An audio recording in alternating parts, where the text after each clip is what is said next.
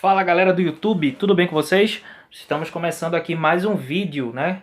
Mais uma nossa aula, né? Mais uma aula nossa, né? Aqui sobre... que foi extraída, né? Desculpe, do nosso conteúdo do Manual Compacto de Geografia do Brasil. Bem, nessa aula,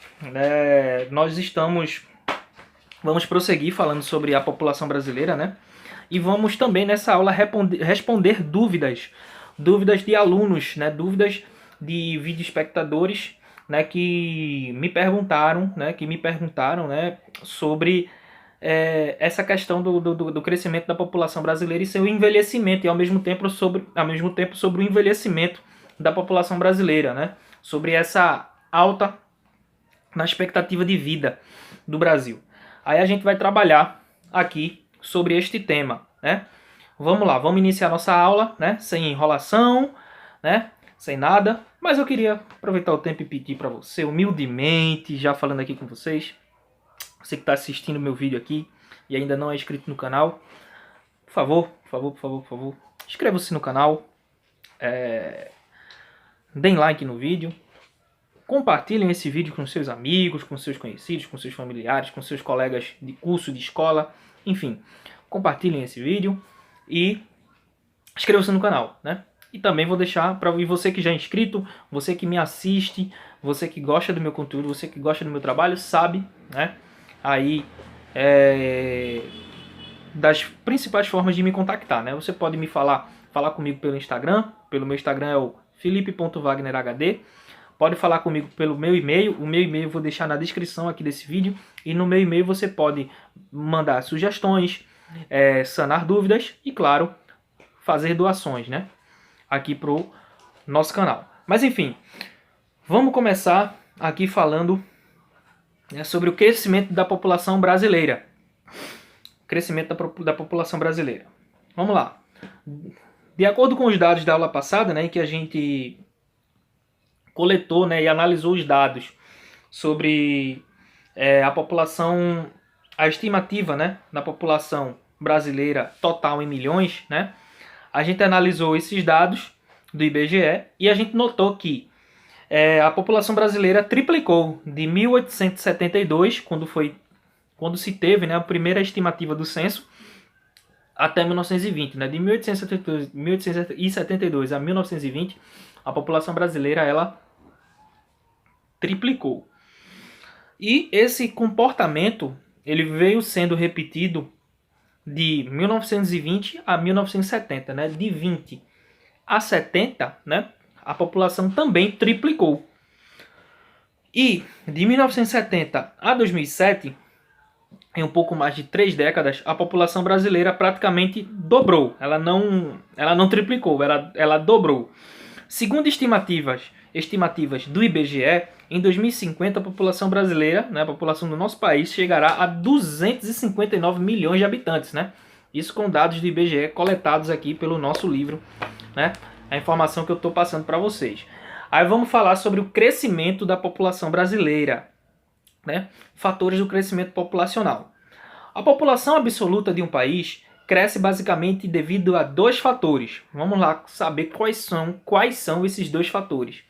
Crescimento natural ou vegetativo positivo, quando o total de pessoas que nascem, a natalidade, é maior do que o total de pessoas que morrem, a mortalidade. Né? Existe um cálculo para a gente saber a taxa do crescimento vegetativo. Né?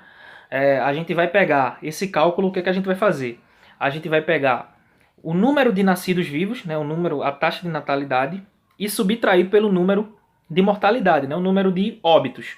Por exemplo, se na minha cidade nasceram 15 mil pessoas e durante o mesmo período morreram 10 mil pessoas, eu vou subtrair esse valor e isso vai me dar um resultado de 5, né?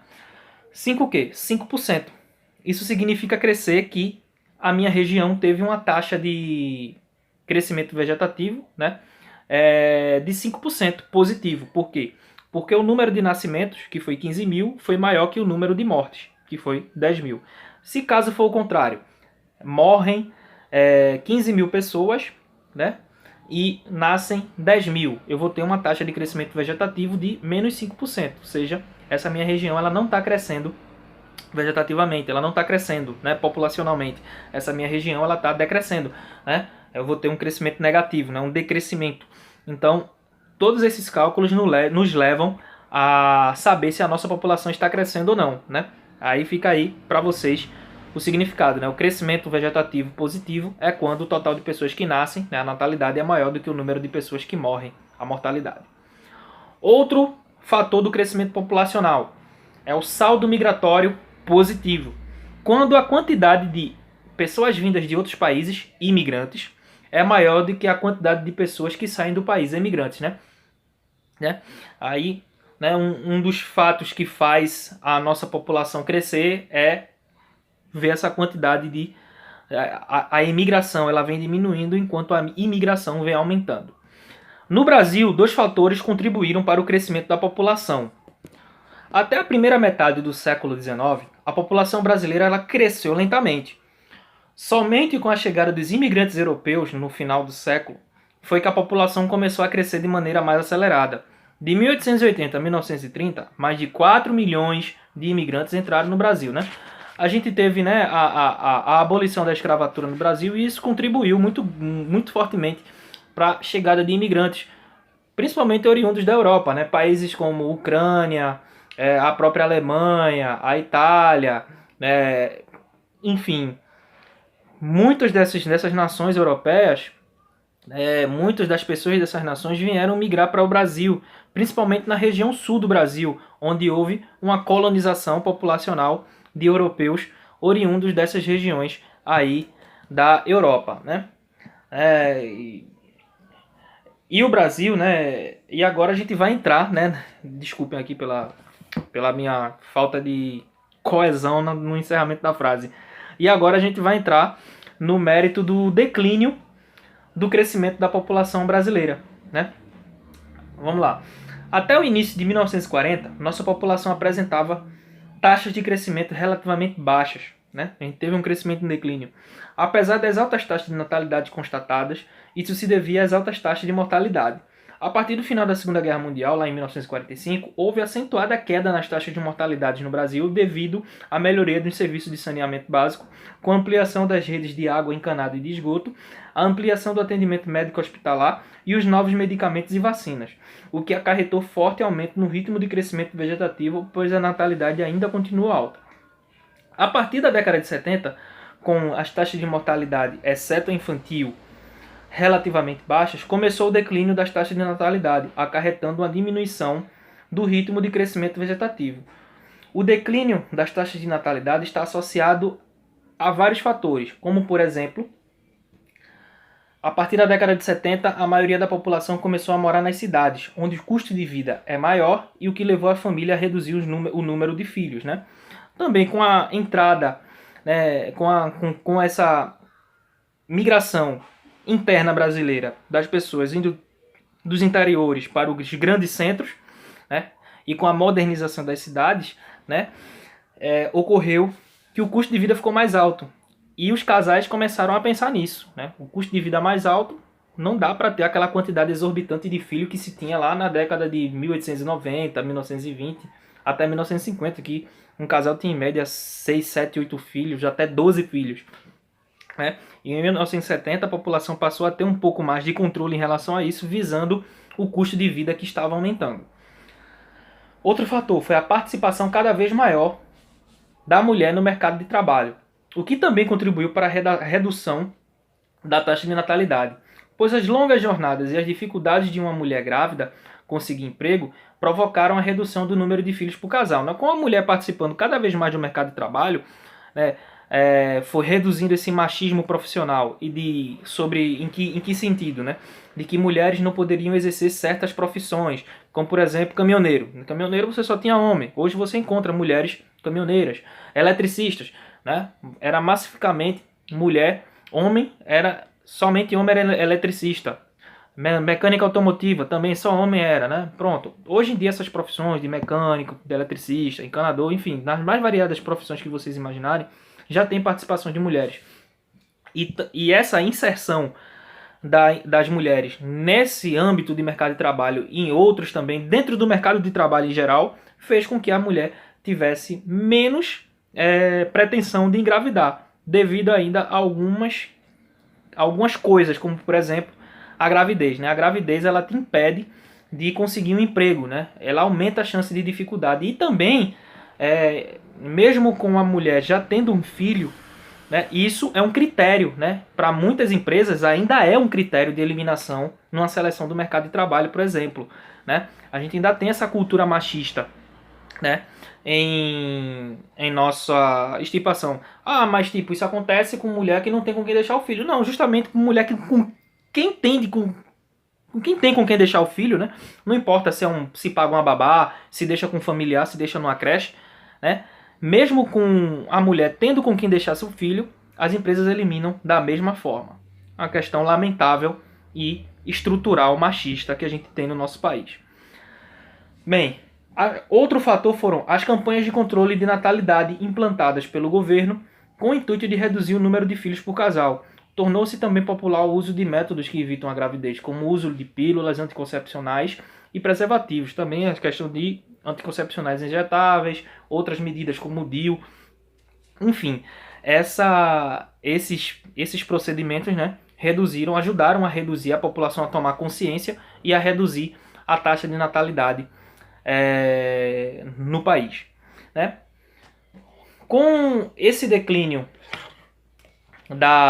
do crescimento populacional brasileiro, que já começou a ser sentido na década de 70, isso ocasionou o aumento da expectativa de vida. E o que é a expectativa de vida? A expectativa de vida é uma taxa que vai medir a longevidade da população. E o que é a longevidade da população? É saber, em média, o quanto ela vive. Né? A expectativa de vida é o quanto a população vive. Né?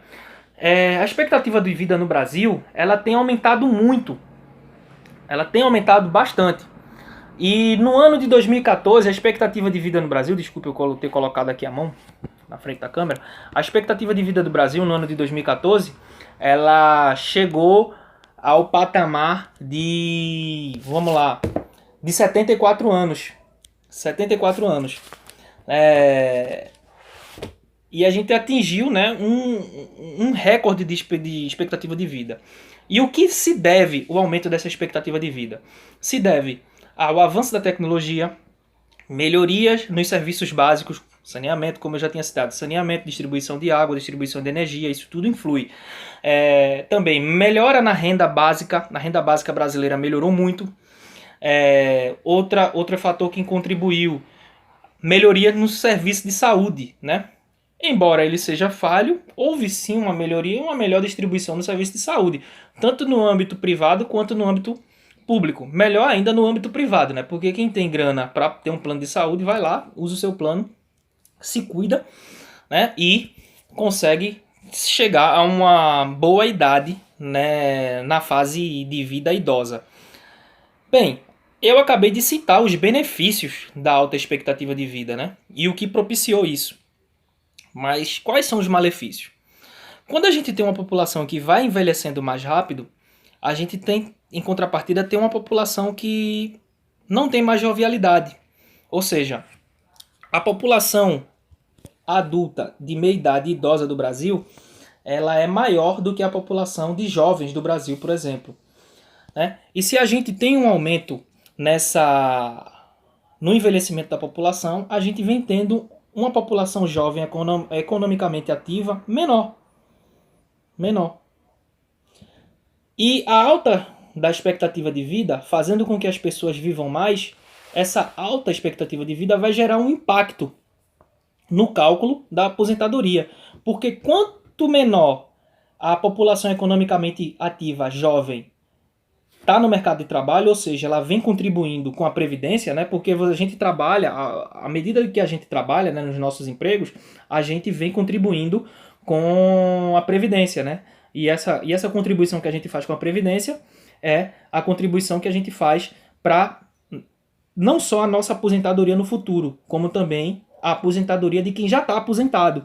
Ou seja, é recolhido um valor do nosso salário, né, que vai para o Instituto de Previdência. Né? E esse Instituto de Previdência faz um cálculo que fique uma aposentadoria para você economicamente ativa no futuro, né? Economicamente ativa que vai se aposentar no futuro, e vai ficar lá e vai fazer um outro cálculo que você que é contribuinte, né, da Previdência Social vai para quem já está aposentado. E acontece que, como a população economicamente ativa vem tendo um declínio em relação à população inativa, né, que são os aposentados, os idosos, digamos assim, né, esse tempo extra de vida vai gerar um impacto no cálculo da aposentadoria.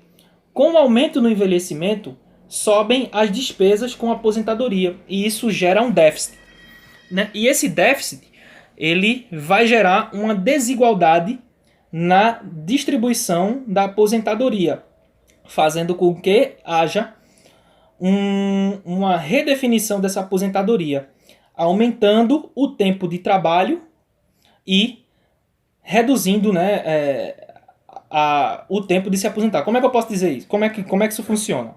Né? Com o aumento da expectativa de vida, a gente já se subentende que exista uma população idosa maior do que uma população ativa que está trabalhando. E isso ocasiona o quê? Reforma da Previdência. Porque como tem muita gente se aposentando e pouca gente trabalhando, é necessário que se aumente o tempo de contribuição, ou seja, o seu tempo de atividade no trabalho, estou falando em termos de idade, né? O seu tempo de contribuição, melhor dizendo, para que você se aposente. Por exemplo, se a gente se aposenta com 60 anos, a gente vai ter que aumentar esse tempo, vai ter que colocar a idade de se aposentar de 60 anos para 65, porque não está fechando a conta, porque tem muita gente se aposentando. E esse é um dos malefícios dessa alta expectativa de vida, o aumento no tempo de contribuição para o mercado de trabalho. Deu para entender? É basicamente isso. Então, esse é um dos malefícios que ocasiona a alta expectativa de vida, o aumento no tempo de contribuição. Se você se aposentaria com 60 anos, hoje você vai se aposentar com 65, por conta do aumento da expectativa de vida e da redução da população economicamente ativa. E é um malefício da redução da taxa de natalidade que ocorre em um determinado país. A gente aqui no Brasil sofreu com isso. E pode escrever aí. Em breve a gente vai ter uma nova readequação na Previdência. Vai ser feita uma nova reforma da Previdência, aumentando mais ainda o tempo de contribuição e aumentando mais ainda o tempo de trabalho em termos de idade das pessoas. Porque a população está vivendo mais, ela está envelhecendo mais e, em contrapartida, a taxa de nascimento não acompanha o mesmo ritmo da taxa de envelhecimento. Espero que vocês tenham entendido, galera. Isso aqui que eu expliquei foi para sanar uma dúvida do Igor Sérgio, né? Igor Sérgio, que é um vídeo espectador meu, busólogo, abraço para você, Igor. Muito obrigado pela sua pergunta. Essa foi uma resposta, foi um questionamento feito por ele sobre quais seriam os malefícios do envelhecimento da população.